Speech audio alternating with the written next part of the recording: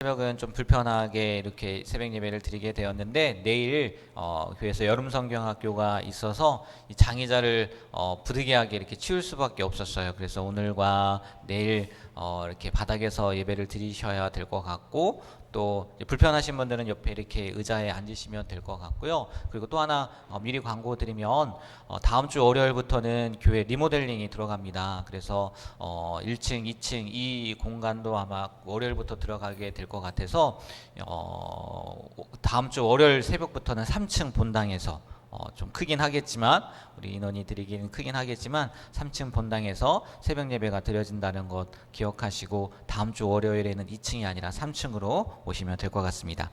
네, 오늘 우리 함께 읽은 신명기 16장의 말씀을 보니까 3대 절기 규례, 그 다음에 재판 어떻게 해야 되는지, 그리고 마지막 우상에 대한 얘기를 나누고 있는데, 먼저 이스라엘의 그 3대 절기가 나와 있지 않습니까? 6월절, 77절, 초막절에 대한 규례가 나와 있어요. 6월절은 여기 말씀에도 기록되어 있듯이 무교절, 그러니까 누룩이 들어가지 않은 음식을 먹는 기간을 포함하는 것으로 하나님께서 애굽에서 그 노예 해방을 시키시면서 그 출애굽하지 않습니까? 그 사건을 기념해서 6월절이 이루어지고, 또 일주일 동안은 그 유교병을 먹지 않고 무교병을 먹는 그런 기간까지 합쳐서 6월절, 그 다음에 무교절 이렇게 따로따로 이야기는 하지만 그렇게 생각하시면 될 것 같고, 또 77절은 밀수확을 감사하는 그것을 지키는 절기로 초실절 이후로 7주가 지난 다음에 지켜졌죠. 때문에 이 77절은 오순절 이렇게 이야기도 하고, 또 맥추절, 이 보리맥자가 쓰여가지고 밀추수가 아니다 이렇게 헷갈리기도 하는데 그렇게 생각하시면 될 것 같고, 또 초막절은 광야에서의 그 장막 생활을 기억하면서 1년간의 모든 결실을 감사하면서 이스라엘 백성들이 집을 놔두고 어디에서요? 초막에서 일주일 동안 지내는 그 절기, 초막절, 또 수장절 다 이렇게 쌓아 놓는다. 장막에서 지난다. 그래서 장막절 이렇게 불리죠. 이게 계속해서 지금 민수기에도 그렇고 신명기도 그렇고 또 레위기에서도 마찬가지죠. 이 절기들이 계속 반복되고 있는 것 같아요. 그만큼 중요하다는 얘기일 테고, 또 그만큼 하나님께서 이것을 통해서 이스라엘 백성들에게 말씀하고자 하는 것들이 많기 때문이다 라고 생각하면 될 것 같아요. 그런데 오늘 말씀 가운데 12절에 보면요, 이런 말씀이 있어요. 너는 애굽에서 종되었던 것을 기억하고 이 규례를 지켜 행할지니라. 77절에 대한 규례이긴 한데, 그러니까 이걸요, 우리가 그동안 다 보았던 말씀이지만 오늘 또 이렇게 새롭게 생각을 해보면, 하나님께서 이스라엘 백성들을 애굽에서 구원하여 주시면 물론이고, 또 애굽에서 누릴 수 없는 풍성함을 누리게 해 주신 은혜를 기억하면서 이 하나님께서 주신 77절을 지켜 행해라 라는 말씀일 거란 말이에요. 그런데 이걸 어떻게 생각해 보면요, 이렇게 좀 다르게 생각해 볼 수도 있다는 거죠. 무슨 얘기냐? 이스라엘 백성들이 하나님의 은혜를 잊지 않고 기억한다면, 잊어버리지 않고 기억한다면 하나님의 규례를 지키는 것은 어떻게 하다고요? 당연하다는 거예요. 당연. 하나님의 은혜를 아는 사람은요, 누가 뭐라고 하든 어떻게 하든 하나님의 규례, 곧 말씀을 지키는 것은 당연한 거라는 거죠. 아멘이 되십니까? 네? 예를 들어서 부모의 은혜를 아는 자녀가 부모의 말을 거스르면서 악을 행함으로 불효를 저지를 수 있겠느냐는 거예요. 자녀가 부모의 은혜를 너무나 잘 알아요. 그런데 그것을 알면서도 불구하고 부모의 말을 거스리고 악을 행하고 불효를 저지를 수 있겠냐는 거예요. 그렇지 못하잖아요. 그럴 수 없잖아요. 마찬가지라는 거죠. 만약 하나님의 은혜를 아는 성도라면 하나님의 말씀을 사랑하며 지키는 것은 너무나 당연한 거라는 거죠. 믿건 안 믿건, 믿기건 안 믿기건 우리는 모든 것을 하나님으로부터 받았습니다. 어제 말씀에도 이야기를 드렸듯이 모든 것을 하나님으로부터 받았어요.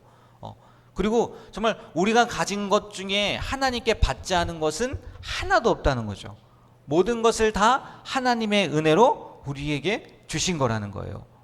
너무나 당연해서 그런 건지는 몰라도 많은 경우 마치 아무것도 받지 않은 것처럼 하나님 앞에서 교만하게 행동하기도 하고 우리 한번 우리의 모습을 보세요. 그 말씀을 거스려서 악을 행할 때도 있잖아요. 성경을 봐도요, 우리 생명과 호흡, 만물을 모두 하나님께서 공급해 주신다고 말씀하고 있거든요. 하나님은요, 이 모든 것을 거저 주셨단 말이에요. 요구하지 않으셨단 말이죠.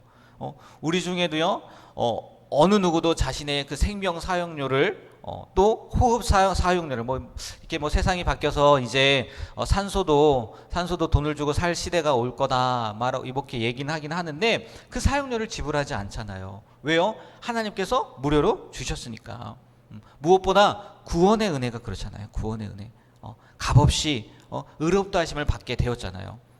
우리 중에 이것을 받을 만한 사람은 한 사람도 없는데 하나님께서 모두 은혜로 주신 것인데 그럼에도 불구하고 우리가 그 은혜를 기억하지 못하고, 아까 얘기했잖아요. 그것을 기억한다면 거스르지 않고 또 순종하는 것은 당연합니다 라고 이야기를 했는데도 불구하고 우리가 그런 모습으로 살지 않을 때가 많이 있다는 거죠. 오늘 말씀을 통해서 이게 계속 어제도 그렇고 오늘도 그렇고 이렇게 반복되는 것 같아요. 우리가 과연 하나님의 은혜를 아는 자인지, 그것이 아니라면 알면서도 또 이렇게 불의를 행하고 있지는 않은지 우리의 자신을 좀 생각해보고 돌이켜보는 이 새벽 시간이 되었으면 좋겠어요.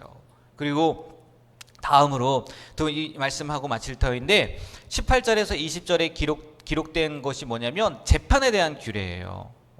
그런데 그 순서를 가지고 이야기를 하더라고요. 앞에는 뭐에 대한 것을 기록하고 있어요? 절기에 대한 것을 기록하고 있어요. 이스라엘 백성들에게 3대 절기를 이렇게 지켜.